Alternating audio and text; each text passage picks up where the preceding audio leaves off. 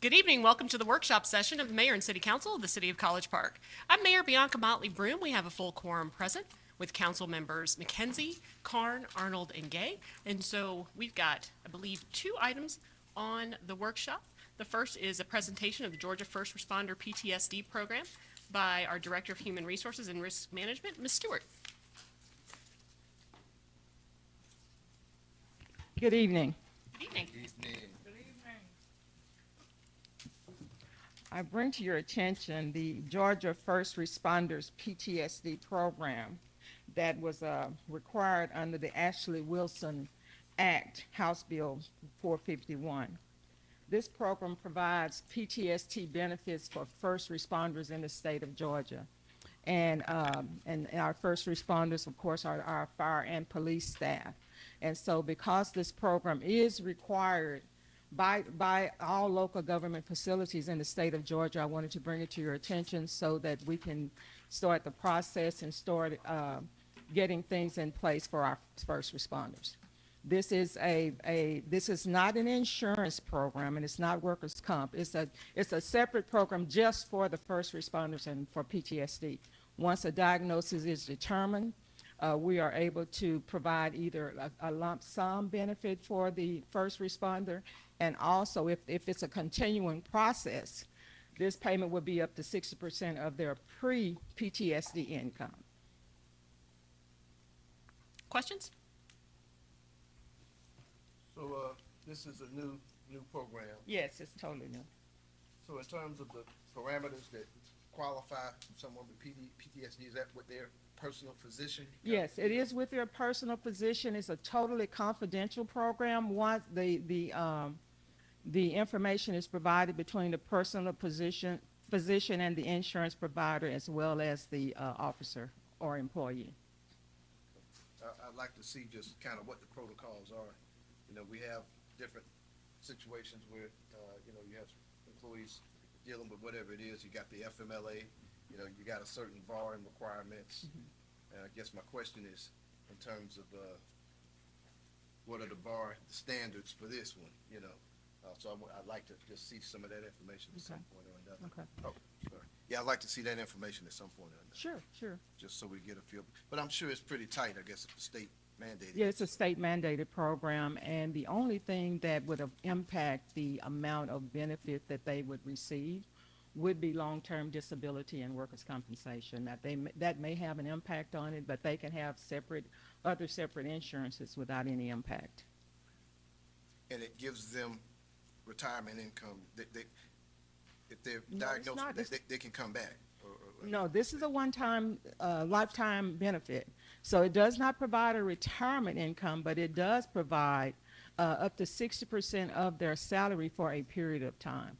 But it's not like they can retire and expect to receive this for the rest of their lives. Okay, yeah, so I want to look at the parameters in terms Sure. of time period. I'll and get you stuff. some additional information. All right. Councilmember Arnold? I just had one question, and it may have been in documentation. I just don't think that I recall seeing it, or I couldn't find it. Does it cost them anything? No, the okay. city is It's totally complete- responsible Okay. for that pay, for All right, those that's costs. what I wanted to make Yes, sure of, that yes. they didn't have to pay into. Right. Okay, thank you. Councilmember Gay? No question, Ms. Stewart. Thank you. All right. Appreciate your time. Thank you Thank so you. much. I think next we're moving to an overview of the financial report ending at the end of the second quarter. Hello, Ms. Slayton Dixon. How are you? Doing well. All right.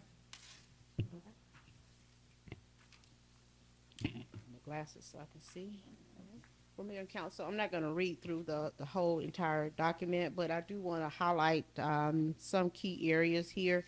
We have the revenue and expenditures for the second quarter, which ended December the 31st. And on this slide that's showing now, this shows you our all of the funds. So we have the general fund all the way down to the stormwater fund. And so we have the revenues on the left side, and we have the expenditures on the right side.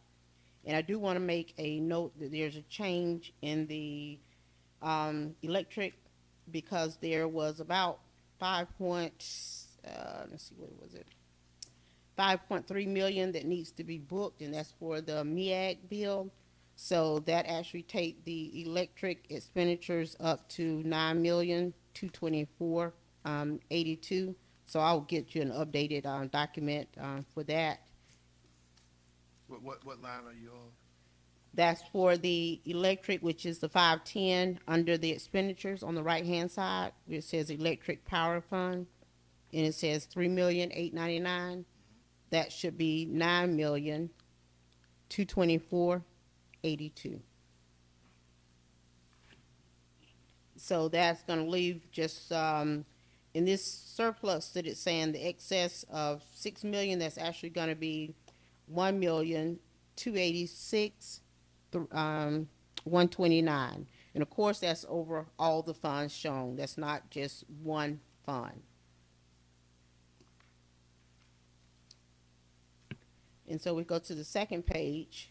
And so I want to note that the largest revenue generator for the city is taxes, which is local option, Fulton County, which came in at 1,910,219.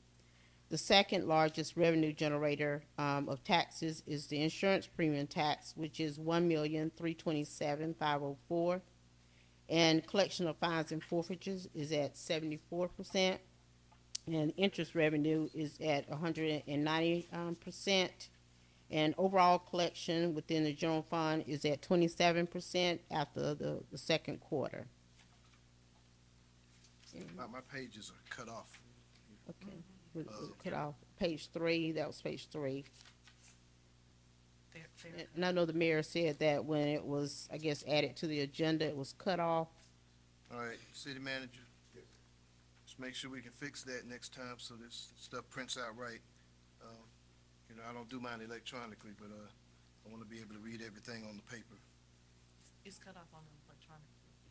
It's cut off electronically as well? Yes. All right, well, The bottom, the last lines are cut off. I have the left side cut off. That's it. And in the only one that has 2 columns is page 2 of the packet. The others just have,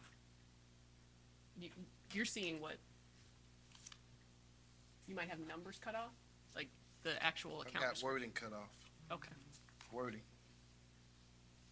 I'm not sure. Was it like that in the agenda? Do y'all know? No, it's not Let's the just wording. make sure next Okay. time we take a look at this stuff and make sure it prints out, you know, Yeah. full page. Okay.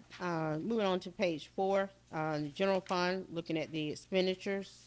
Department 1300, which is the executive, is at 95%, and that's basically due to, in part, legal fees, which is at 1.2 million at the end of the second quarter.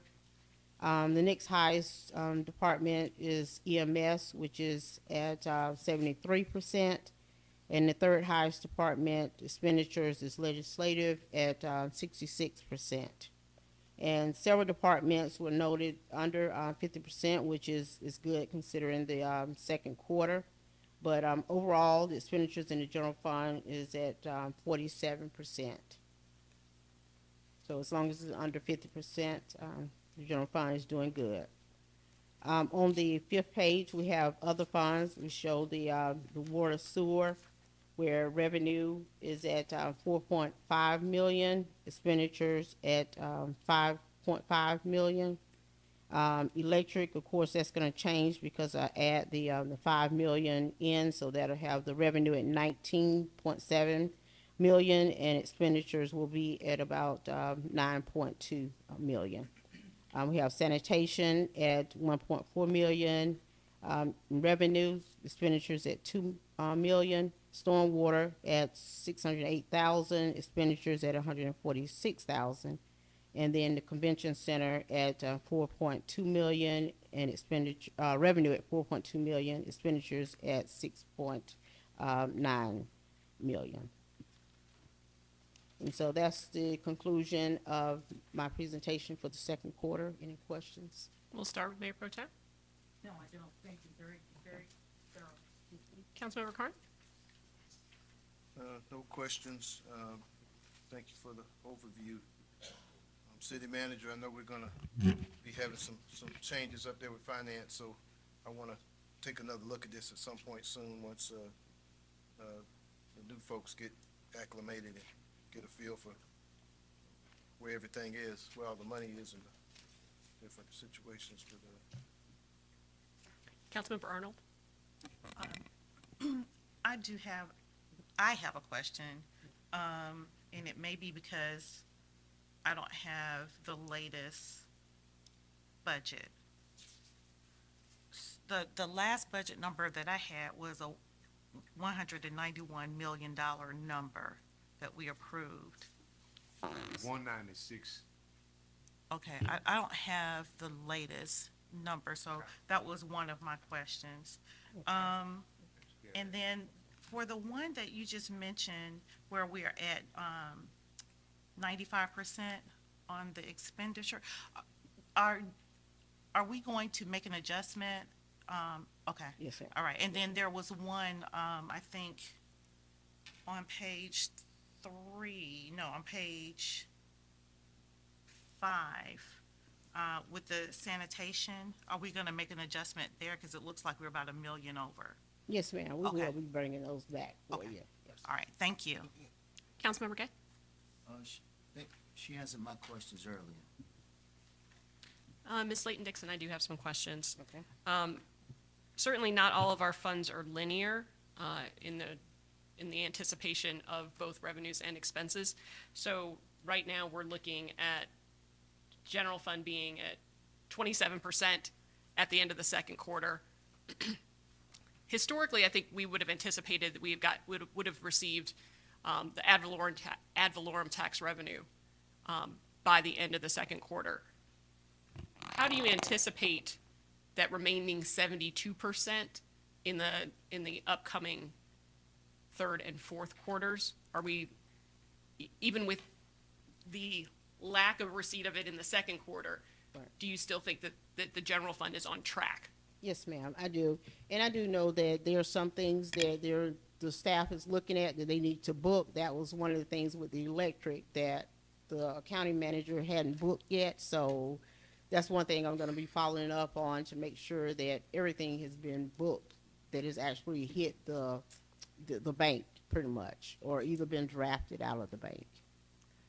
So you're talking about the electric fund, and I had that question because I saw those expenditures and I said, that doesn't really make sense.